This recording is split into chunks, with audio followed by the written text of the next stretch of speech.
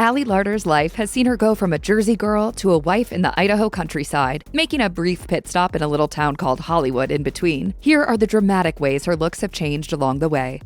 Allie Larter has said that growing up, she was simply a New Jersey tomboy with a bowl haircut, but her tomboy looks didn't stop a modeling scout from approaching her on the street when she was a teenager. She soon found herself on the books of Manhattan's prestigious Ford modeling agency, and after a taste of the world of glamour, going back to school in Cherry Hill didn't seem all that enticing. As she told The Standard in 2012, being around all these flamboyant makeup artists and stylists as a teenager made me not so eager to go back to school in New Jersey, so she ended up ditching her final year to work and travel the world alongside fellow model and best friend Amy Smart.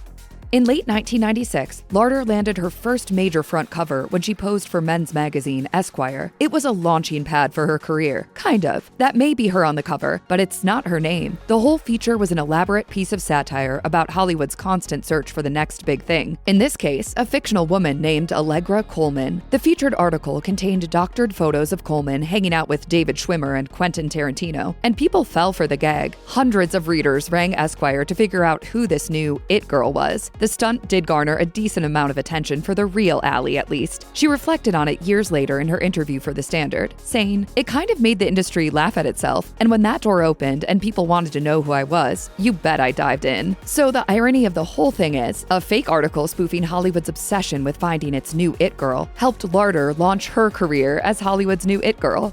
After popping up in a few TV shows in small roles, Larter once again became the talk of the town thanks to her first big film role in Varsity Blues. The movie was about high school football players navigating adolescence in a football-obsessed town. But if you asked most men about it, the first thing out of their mouth would be some variation of whipped cream bikini. Larter forever became part of Y2K pop culture when her character donned nothing but strategically placed whipped cream in order to seduce James Vanderbeek. It was an infamous moment that sparked a lot of references and parodies, but despite how notorious the moment became, Larter hasn't expressed many regrets, even if she finds the movie a little hard to watch. I might close my eyes, yeah.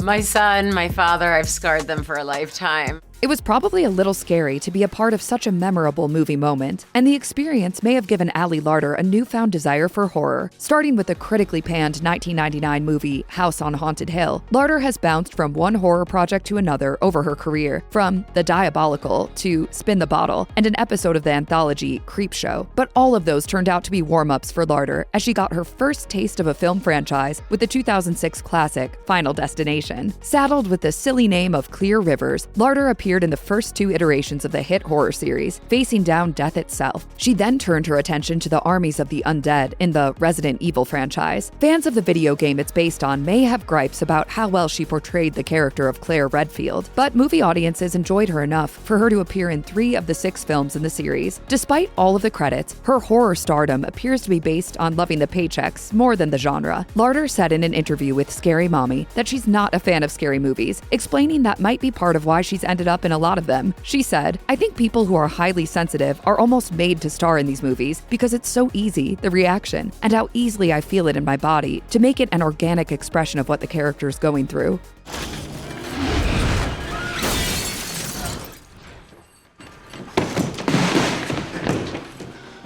Should've seen that coming. Though she may have seemed destined for Allegra Coleman levels of fame, Allie Larter decided to take a break from Hollywood in the early 2000s. Despite her success, she decided that she needed to take some time to herself and figure out if she was in the right line of work. She revealed in a 2008 interview with Philly Mag, "I moved to New York and took some time off to define myself outside the pressures of the industry, to sit on park benches and think and be around different kinds of cultures. Part of me really needed to know if this is what I wanted to do with the rest of my life." She eventually decided that she still had a passion for acting, but the entertainment industry can be hard on people who step away from it. According to Larter's recollections, "When I tried to force my way back in the business, it didn't welcome me with open arms."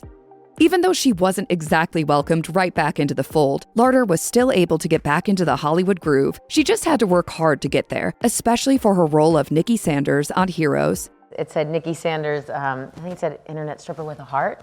I was like, I am in. Larter portrayed multiple characters on the show, whether they were alter egos or twin sisters. Speaking to TV Guide about the challenge, Larter said, "The blessing and curse of being on Heroes is that you never know what they'll throw at you. You have to be ready. Luckily for me, I'm a kick-ass kind of gal. I'm also a bit schizophrenic. I need to change and reinvent myself a lot." But it was one of her lesser-known projects that ended up changing Larter's life the most. She met future husband Hayes MacArthur on the set of a film, National Lampoon's Homo Erectus. Though the movie didn't work for either fans or critics, it served as an expensive blind date for MacArthur and Larter, who struck up instant chemistry. As Larter later confessed to Cosmopolitan 2 years later, "I told my boyfriend after 3 weeks that I wanted to marry him and that we could do it tomorrow. I look forward to that time when I'm home with babies." Although they waited slightly longer than 3 weeks and a day, the two did eventually walk down the aisle in 2009. They completed Larter's dream with a new baby the following year.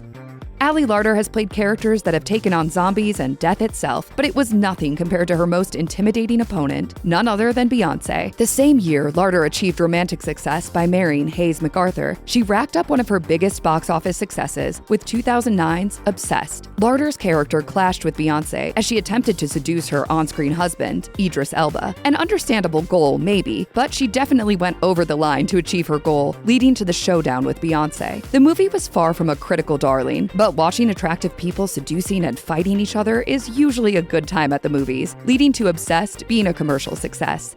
Although she hadn't been shy about expressing her desire for children, Larter still tried to keep her first pregnancy in 2010 under wraps for as long as she could. Once she couldn't hide the baby bump any longer, she spoke to people about just how seriously she and Hayes MacArthur had been taking their privacy, saying, "It was a very private time for me and my husband, and something that I just wasn't ready to share, so we actually left the country for a while." Their son was born shortly after the interview, and all was quiet on the child front for 4 more years. But the next time around, they went with a little bit of a different strategy. That I said to my husband, I'm going on Fallon. Yeah. You know what that means? Yeah.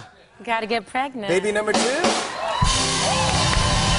Accompanied this time by no secrecy whatsoever, baby number 2, a daughter, was born in early 2015. Like any parent with both a boy and a girl, Larter noticed a bit of a difference in the kiddos, telling people, "My daughter is already so observant. You can give her a book, and she will just sit and really look through it and touch it and explore it. Where my son was really like, look at me, talk to me, play with me, give me your attention. He is just a force of nature."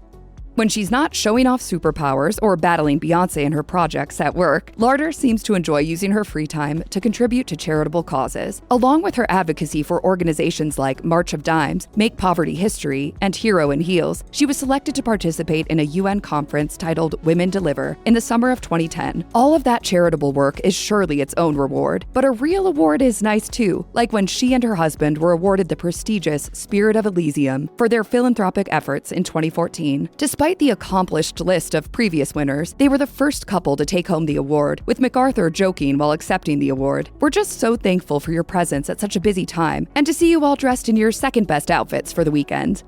Ever since Yellowstone creator Taylor Sheridan realized that people can't get enough of neo-westerns, he's been on a quest to build an ever-expanding universe of shows in the genre. It's a world Ali Larter got roped into when she landed the role of Billy Bob Thornton's ex-wife in Landman. While his shows are undoubtedly big hits, Sheridan has received criticism over the years for not being the best when it comes to writing for women. According to Larter, however, she's game for whatever Sheridan cues up for her, telling The Hollywood Reporter, "Nobody's putting me in a position that I'm not comfortable being in. I love playing this character. If there was something I was uncomfortable with, I wouldn't do it. What's more uncomfortable is that people are so uncomfortable by their sexuality." It also appears that she's enjoyed the country life off-screen as well, so much so that she and her family decided to embrace a quieter way of doing things, far away from Los Angeles. As she explained to Country Living in 2025, Larter and MacArthur moved their family to Sun Valley, Idaho, a small town with a population of just over 1,700 people. It was a bit of a gamble, considering that they'd never actually set foot in the town before buying property there. But even as they made the drive to their new house, they realized they made the right decision. As Larter recalled, "It was covered with snow, and life just started to unfold for us." Larter has since become a vital member of the community, aligning herself with the local disability organization Higher Ground and fully embracing the small-town lifestyle, saying, "I love raising kids in a small town. There's a different level of respect that comes with growing up in an intimate community. When you're in line, you don't bump your horn at the car in front of you because you probably know them."